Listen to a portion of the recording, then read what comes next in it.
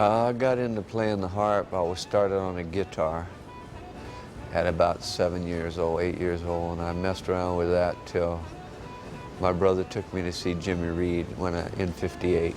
I was 11 and he got me into the club on a weeknight. They served food, and he told Jimmy Reed, we got backstage on the break, he told Jimmy Reed I was a young man's trying to play guitar. And Jimmy said, well, looked like he needs something to go with it, and he gave me one of his old harps. And I fooled around with that thing for quite a while with the guitar, and then a guy gave me another one a few years later, and I messed with that. When I got in the first group, I started with these fellas, and they had guys was playing guitar better than I was, see. So they told me, Rod, just forget that guitar, play the harp. And so I stayed with it ever since.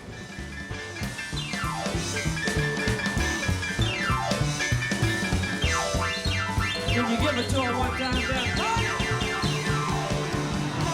So anyway, I played through my teens, and after I got out of high school, everyone I knew, it was the '60s, and everyone I knew, all my friends were in bands. They go, come on, you play piano, play in our band. I go, well, I don't know how to improvise. I play with sheet music. I don't know what the heck you're doing. And so just listening to him and hanging around him and partying, and one night I sat down at the piano with him, and I was just able to kind of feel what it felt like to improvise a little bit, and that all started it. And we were just playing just the popular music of the time, there was the Grateful Dead and the Jefferson Airplane and Quicksilver and all those bands. I'm from San Francisco area.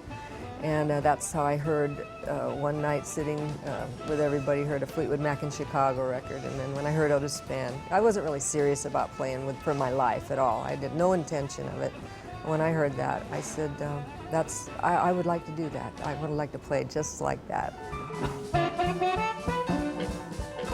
Well, I don't think I really had any other way to go other than playing music. I never really was interested in anything else in any way, and certainly not any day job that I could get. So when the thought of being able to play music and enjoy it instead of working at a golf course or a gas station, I say, well, man, I got to put something into this to get something back. So that was early on, I mean, the music was in me from a little boy, but I'd say when I got to be 15 or 16, I really wanted to try and get up on the bandstand, fooling around with that harmonica, it don't have a lot to give you right off the bat. So anything that you can add to that sound to get it a little bit more pleasing and enhance the tone, you got to try and squeeze out of what you got with just a cheap microphone with your hands and the way you shape your inside of your mouth now, see. But you can add a vibrato on that, and you can do a lot of little things to enhance that so that one note sounds like more than one note. You got to make that one note sound like a bigger note than it is when you're playing the harp.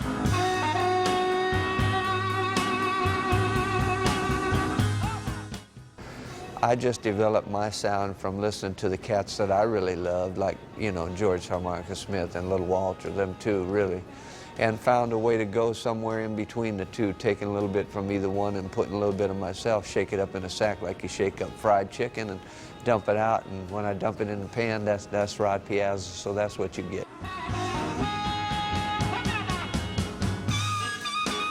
Met George Smith one night when he was playing there, and he let me sit in with him, and then about a month later I was playing the same club, the Ash Grove, opening for Howlin Wolf. And George Smith came down there, and he was working for Wolf on this tour, and so he sat in with my group, and at the end of the week we had been sitting in together all week, and George says, Rod, we got to get a group together. And I said, well, 2 harps? He said, yeah, that's what I want to do.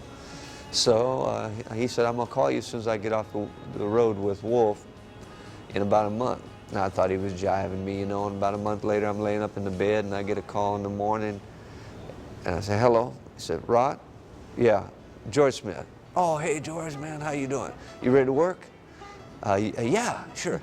Can you get a drummer? So I got a drummer, and we started playing down in Watts at a little club called Sassy Kitten.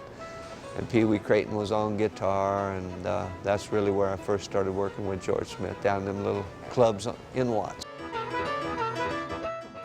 See, I was probably more typical, a more typical teenager, didn't know anything. I was an only child, and none of my friends knew about the blues.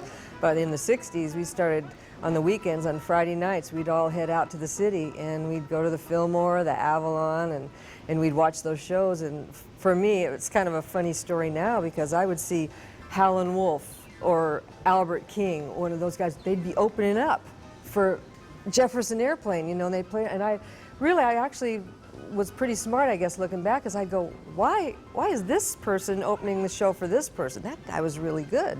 Who was that? And it didn't register who it was, you know. But now looking back, I saw all the greats. Come on, honey, bust it loose. We met on 1973. I was playing a show in San Gabriel Civic Auditorium with Wee Clayton and myself and the band, and Big Joe Turner. And the headliner was not Jimmy Reed, but John Lee Hooker. John Lee Hooker. And so we got done doing our part of the show, and I think John Lee Hooker was up there playing, and I was backstage milling around, and a cat came up to me saying, oh yeah, I see you got J.D. playing piano. I had J.D. Nicholson playing piano for me at the time, and he was getting up in years. And he said, man, I got a chick can really play some piano, and she can play all your stuff. I said, is that right? And so he said, I told him, I said, well, look, man, I'm playing over here on Monday night at this club every Monday night. Bring her over there. We'll see can she play or not. So he brought you over there, oh, didn't he? Yeah, to the Red Baron. Yeah, and she had a little bitty piano. I don't know how many keys it had. Had enough. Wasn't a big piano though, a little bitty piano. So she sat in and played, and it sounded pretty good. So I said, well, you look, here's some, I'm gonna give you some records. Gave her some records, and she went home and wood shit. And then we went over to her pad and practiced with the whole group. And she was coming along, and I think I hired her not too long after that. About 3 months. hired you not too long after that. And so then, working with me, she worked right alongside of Wee Clayton and Shaky Jake and George Harmonica Smith and oh, I don't know how many, Joe Turner. She worked all them shows with everybody. She even worked at the Pioneer Club with Smokey Wilson when we were working down there. And now I hate to think about going somewhere without her, because every time I get to a club, first thing somebody asks me, is your wife here? Oh yeah, she's here. Ready, 4. Then second time I said. Give me a little push to it. Watch his hips. We'll open it up 1. Watch the hips. Well, when I saw him play, I knew I was seeing something very, very fantastic. And you know, wow, he's good. Plus, he's handsome. But, you know, I didn't let anyone know I was thinking that. So, music was first, and so I just wanted to go over to his gig, and I really wanted to impress him with my playing, because I wanted to get in a blues band, and I wanted to play with him. That's what I wanted to do. So I don't know, I didn't think I pulled any games on you or anything. I was just my sweet self. And made him fall madly in love with me. I don't know what I did. You were looking for that 89th note. How about it for Honey on piano, Paul on the drum? Let's boogie some, baby.